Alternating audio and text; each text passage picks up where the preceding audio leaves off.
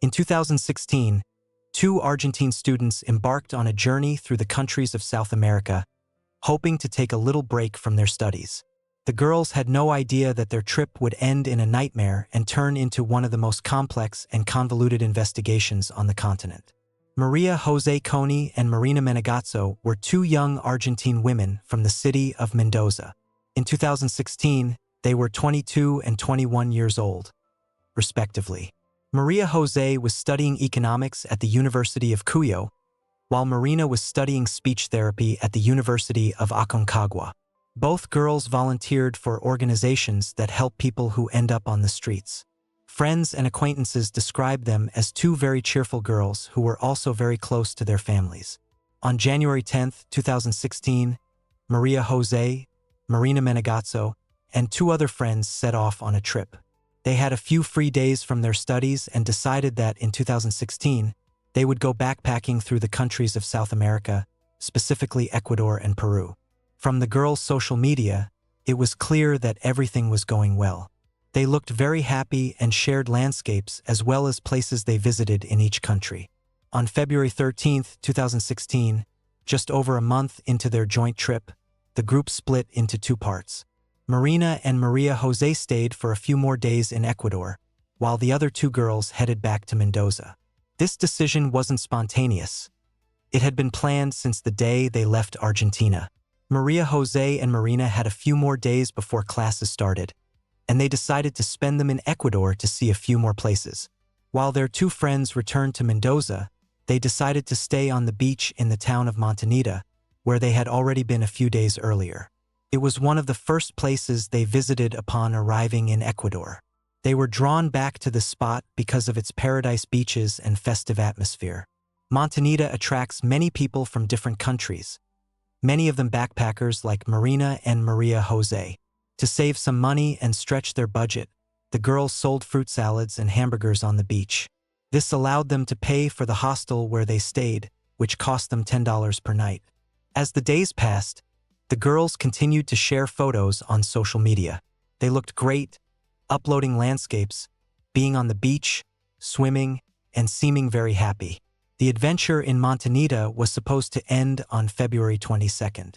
This was because on February 25th, the girls had a flight from Lima, Chile.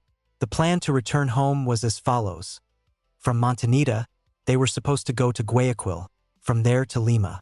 In Lima, they planned to stay with friends for one night, then fly to Chile, and from there take a minibus to Mendoza, back home to their families. The trip seemed very well planned. The girls had already booked plane tickets and everything necessary for the journey.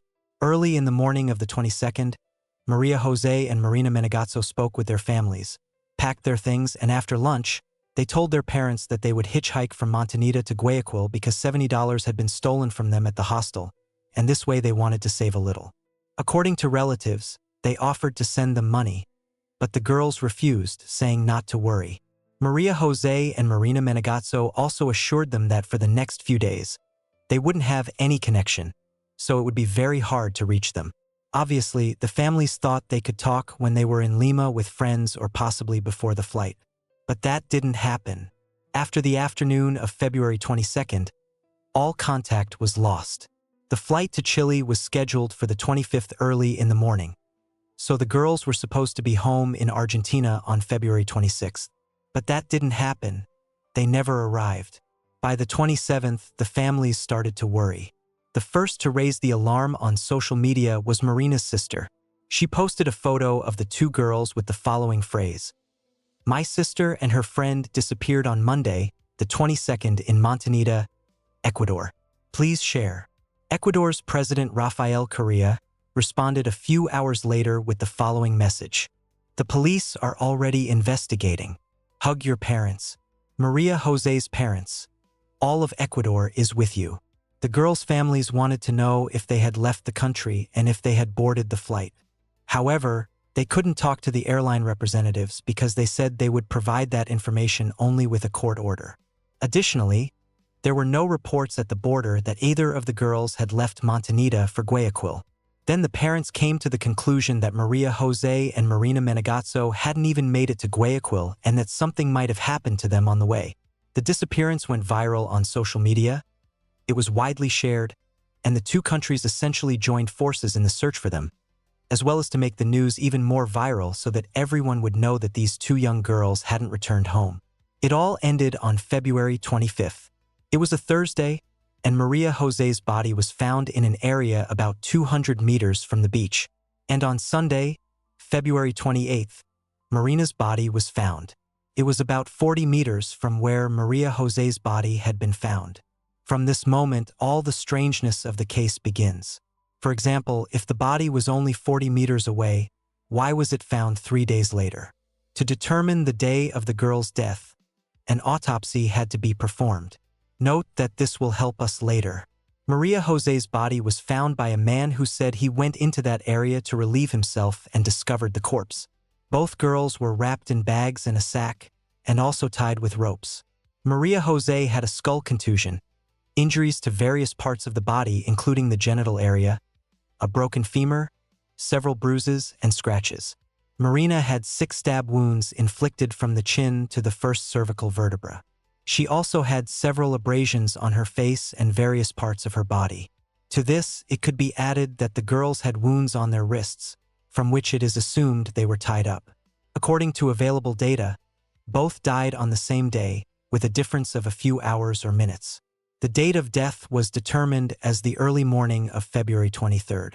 A day after the discovery of the second body, the Ecuadorian police announced at a press conference on social media that the first arrests had been made in this case.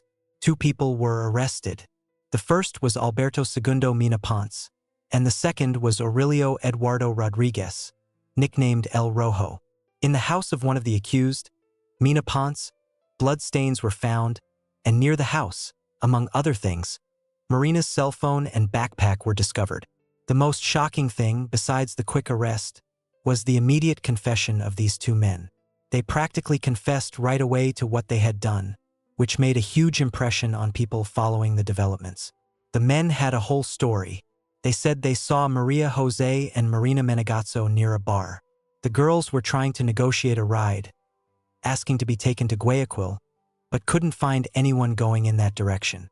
According to the men, the first to approach them to talk was El Rojo. He asked what they were doing, and according to his words, the girls started telling him where they were from and what they were doing. They allegedly said they had nowhere to stay because they had no money since they were robbed that morning. Then El Rojo offered them to stay at Mina Ponce's house, which was relatively nearby. Moreover, he explained it by saying that Mina Ponce lives alone, so there would be no problems with going to this man's house. Then El Rojo took them by taxi to the man's house. When they arrived, it was about 8:30 p.m. The men claimed that he left them in the house and locked it with a key, then returned to the bar and stayed there with Mina Ponce for a few hours. Around 2 a.m., they returned to the house. The girls were there and asked them to go buy soda with them. After that, upon returning home, the situation, according to these 2, became tense. The men said that since they were very drunk, they wanted to have sexual relations with the girls, which they obviously didn't want. Maria Jose and Marina Menegazzo weren't drinking with them. Everything was fine, so they started resisting. Presumably, Maria Jose died first. Mina Ponce confessed that he killed her with a metal object he had at home, hitting her on the head when she resisted the sexual act. Realizing that Maria Jose was no longer alive, he heard a scream from the neighboring room. It was Marina's scream. El Rojo inflicted 6 knife wounds on her from the chin to the first cervical vertebra. These 2 men killed the tourists and didn't know what to do. According to their words, El Rojo left the house and left Mina Ponce alone with the bodies. It was about 3 a.m. Then Mina Ponce said he started cleaning the house, wrapped the bodies in bags, tied them with ropes, and took them away on a wheelbarrow. First, he dumped Maria Jose's body, then tried to get rid of Marina's body. He thought the murders would go unnoticed, and no one would ever know they did it. This version, in the opinion of the prosecution, besides the confession of both men, had 2 witnesses, the bar owner and the taxi driver who took them to the house. The bar owner said she saw the girls around 2:30 p.m. They were asking people for a ride, but several hours passed, and they didn't find anyone. Very tired, Maria Jose and Marina Menegazzo went into the bar and asked for a glass of water. The bar owner offered them a bottle, but the girls refused, saying they had no money to pay for it because they were robbed that morning. Then the woman gave them a glass of water, and they went back to the street. After that, El Rojo approached them. The bar owner saw the three of them talking and then leaving together toward Mina Ponce's house. The taxi driver had a similar story. He said they stopped him while they were walking. El Rojo sat in the front, and Maria Jose and Marina Menegazzo in the back. It's worth noting that both girls were silent the whole way. Additionally, the taxi driver thought they looked a bit sleepy. He dropped them off at the house without asking any questions and went back to his business. For the family, this version was completely wrong, and they didn't accept it. It seemed very strange to them that Maria and Marina accepted help from these people. Montenegro has many Argentine tourists, and it would have been more logical for the girls to approach someone of their own nationality, tell what happened, and ask for help. It was also very strange that they said they had no money. Maria Jose and Marina Menegazzo had credit cards and could withdraw money at any time. Moreover, there's another piece of evidence that could refute this. A transaction was made on Maria Jose's credit card at an ATM that was right next to the hostel where they stayed in Montenegro. Thus, it was clear to everyone that the girls had enough money to pay for a night in one of the local hotels. This version started falling apart in the eyes of the public as well.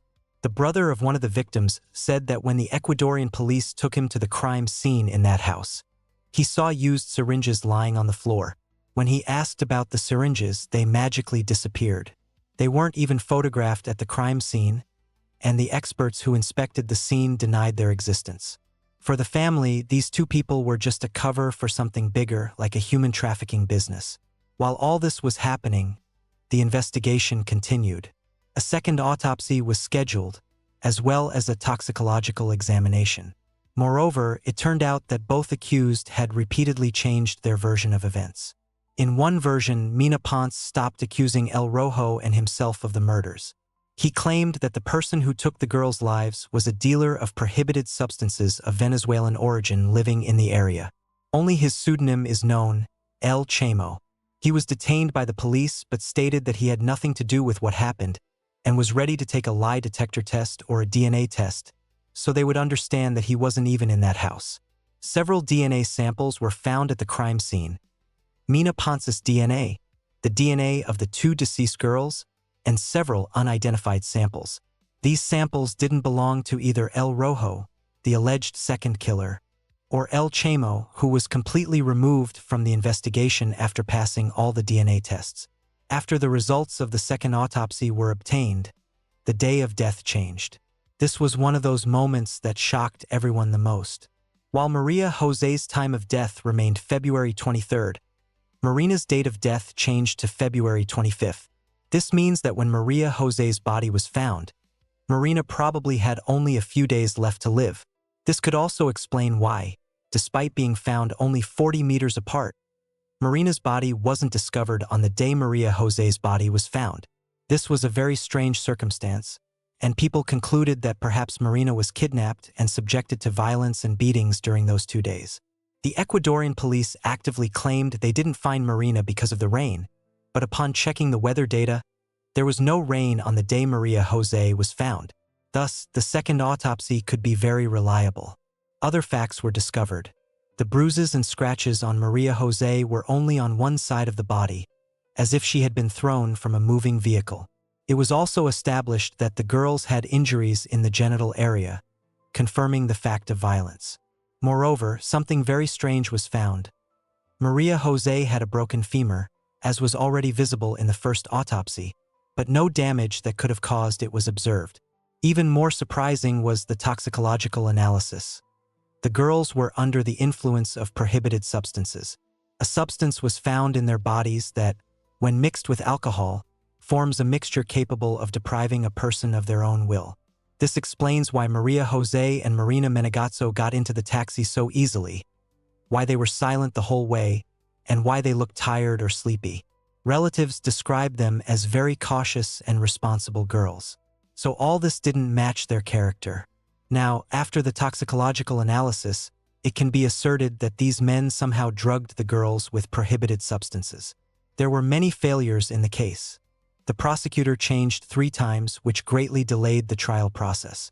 But in the end, Alberto Segundo Mina Ponce and Aurelio Eduardo Rodriguez were sentenced to 40 years in prison. However, the case didn't end there. After the trial and the guilty verdict, a reinvestigation had to be conducted. Recall that several DNA samples in the house had not yet been identified. 2 more arrests were made, but one of the accused was completely acquitted because the DNA tests were negative, and he also had a very solid alibi.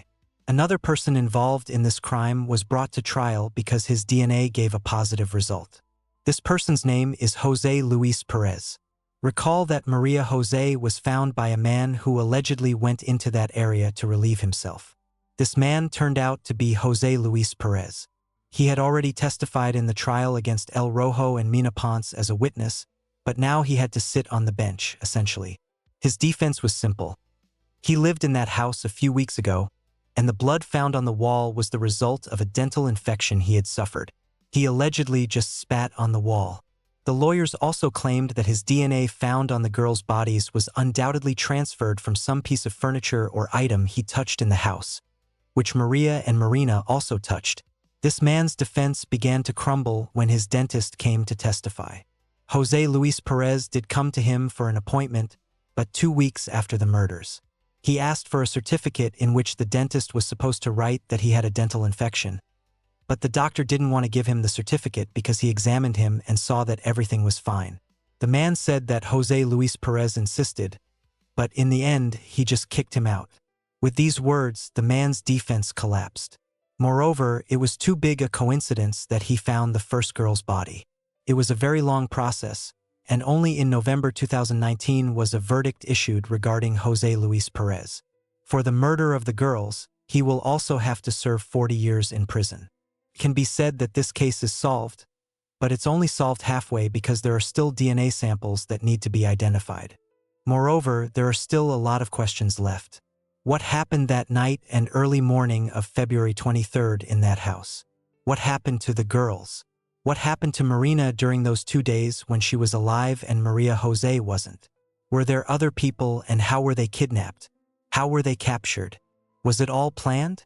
All these questions remain hanging in the air, and the families of both girls continue to fight for justice in this case. What do you think about this story? Write your opinion in the comments and also subscribe to my YouTube channel. See you soon.